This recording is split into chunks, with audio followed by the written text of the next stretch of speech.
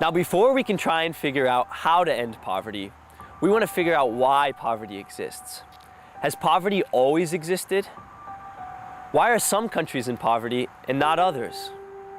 One way to understand why poverty exists is by looking at history. In 1820, the biggest gap between the rich and the poor anywhere in the world was between the United Kingdom and Africa. At this time, the UK was only 4 times wealthier than the average country in Africa. Over the next 180 years, this gap continued to increase so much that the UK became 20 times as wealthy as the average country in Africa. So what happened? In the 18th and 19th century, the Industrial Revolution occurred. Western Europe went through a booming period of inventions that allowed people to produce more quickly and more efficiently. This decreased the amount of time that people spent working and allowed countries more money to improve transportation and trade. As more money came in, countries were able to produce and trade more and ultimately prosper.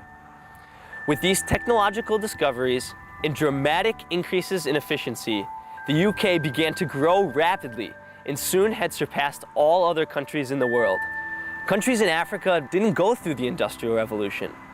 Countries with the lowest average income back then remained unindustrialized and are now significantly more behind.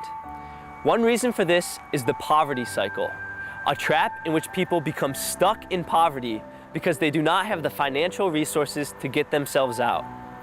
Low income leads to low savings and low investments. Here's an example. Imagine a farmer who does not have the money to pay for basic health care.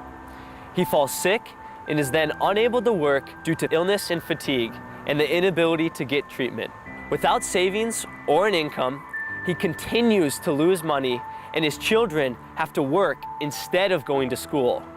The children then do not receive the education necessary to make more money in the future, and the farmer can't invest in agricultural tools to improve productivity.